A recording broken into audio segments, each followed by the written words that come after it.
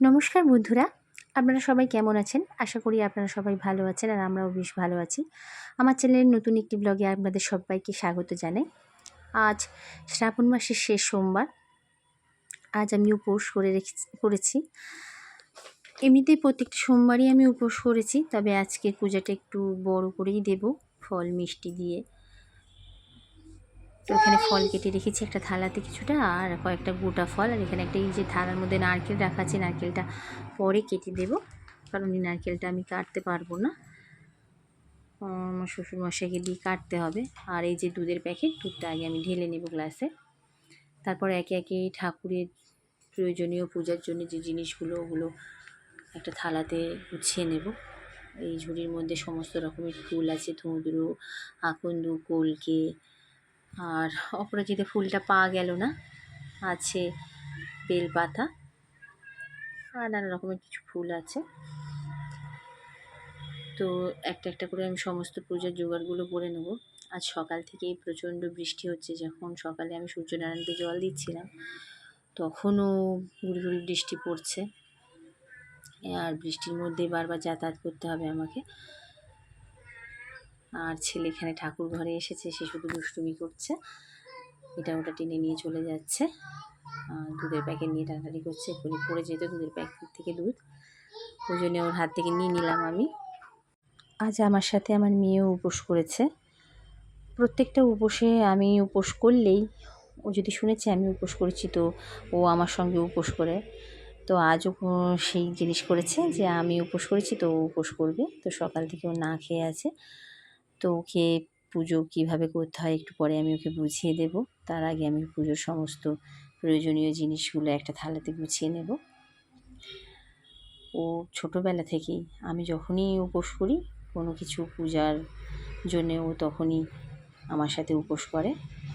আর এই যে ঠাকুরগুলো দেখছেন, এই ঠাকুরগুলো ছোট ছোট শিবলিঙ্গ, আমার কোনো বড় শিবলিঙ্গ নেই। এই ছোট ছোট শিবলিঙ্গগুলো আমাদের বাড়ির বহু পুরনো। এই শিবলিঙ্গগুলো আমার দিদি শাশুড়ি অর্থাৎ আমার স্বামীর ঠাকুমা প্রতিষ্ঠা করেছিলেন, আর উনি বহু বছর পুজো করেছেন, তারপরে আমার শাশুড়িও পুজো করেছেন, এখন এগুলো আমিও পুজো করছি, আর এরকমভাবেই চলে আসছে। আর এই ঠাকুরগুলো থেকেই আজকে আমি পূজা করব। এখানে দুধ দই একসাথে মিশিয়ে রেখেছি, আর এই যে ঘি, এবার ঘি মাখিয়ে আমি এই দুধ আর দই দিয়ে শিবলিঙ্গগুলোকে স্নান করাবো, আর তারপরে গঙ্গা জল দিয়ে পরিষ্কার করে পুজো করব।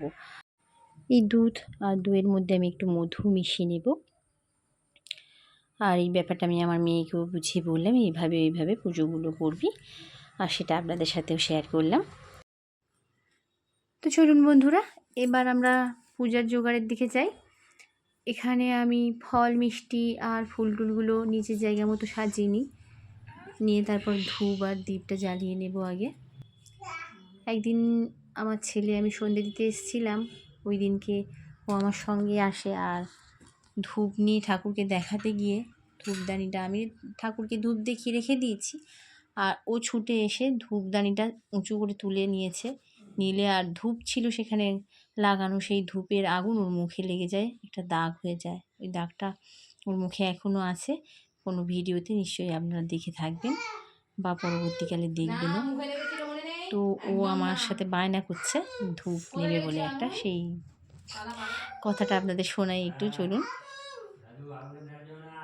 এখনো চাইছে আবার, না না না, একদম না, একদম না, মুখে লেগে গেছিল, আর না।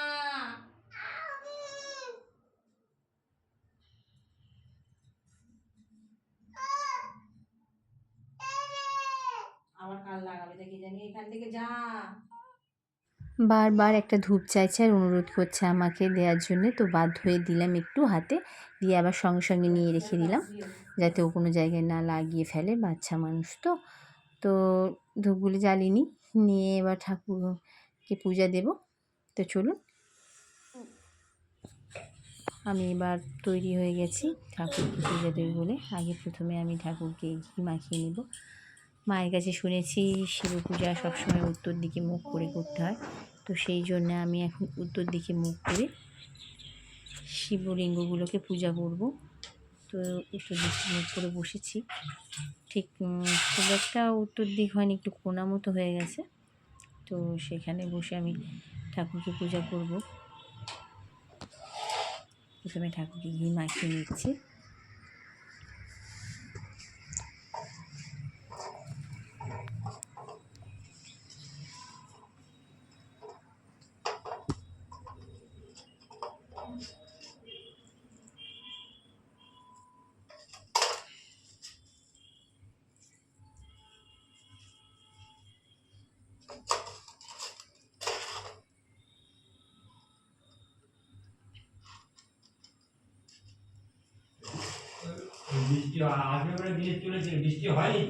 হ্যাঁ বৃষ্টি পড়ছিল তো। ঠাকুরের মুখগুলো আমি উত্তর দিকে করে দিলাম। ঘিও দিয়ে দিচ্ছি। হ্যাঁ, তোর আর ঘি মাখাতে হবে না, ওই জল ঢেলে দিলেই হবে। ঠিক আছে।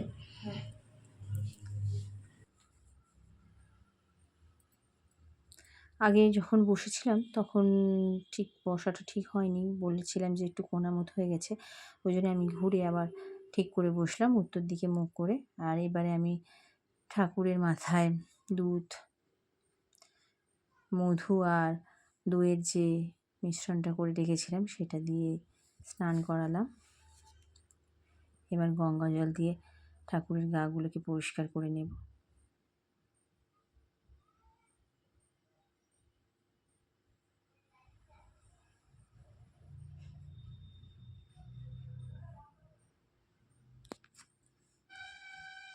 আমি একটু আস্তে আস্তেই করছি, আর এই কারণ আমার মেয়েকে দেখাচ্ছি যে ও কীভাবে পুজোগুলো করবে, একটার পর একটা স্টেপ করে করে।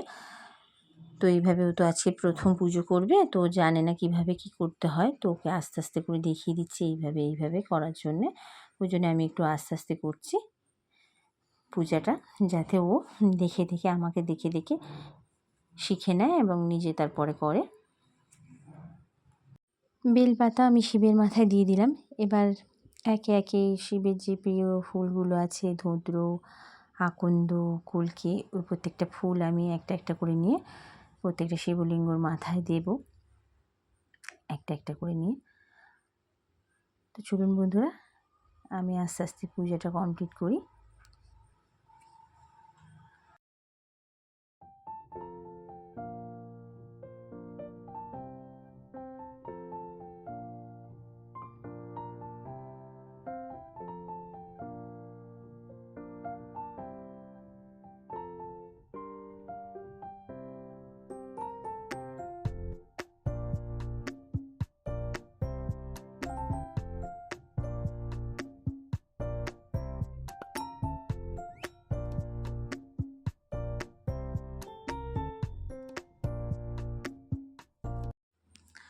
পূজা আমার কমপ্লিট হয়ে গেলে এবার এবং একটু আরতি করে নেব। তিনটে জিনিস দিয়ে, প্রথমে ফুল দিয়ে করছি, তারপর ধূপ আর দীপ দিয়ে আরতি করব। করলেই আমার পুজো কমপ্লিট হয়ে যাবে। তারপর আমি 108 বার শিব নাম জপ করব, আর মহামৃত্যুঞ্জয় মন্ত্র 108 বার জপ করব। আমার পূজার পর মেয়ে পুজো করবে, সেই সময় আমি মন্ত্রগুলো জপ করে নেব সাইডে। তো আমার পুজো প্রায় অলমোস্ট কমপ্লিট হয়ে এসছে, এবার মেয়ে পুজোতে বসবে।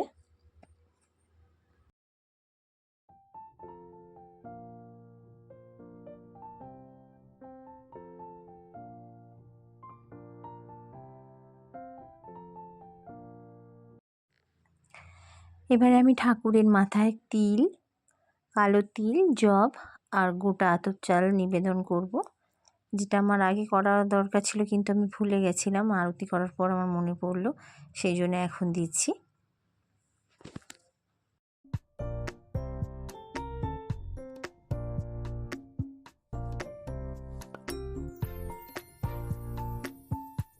তো বন্ধুরা, আজকের ব্লগটা আমি এখানেই শেষ করছি। আশা করি আপনাদের এই ব্লগটা ভালো লেগেছে। দেখা হবে আবার পরবর্তী কোনো নতুন ব্লগে। ততক্ষণের জন্যে টাটা।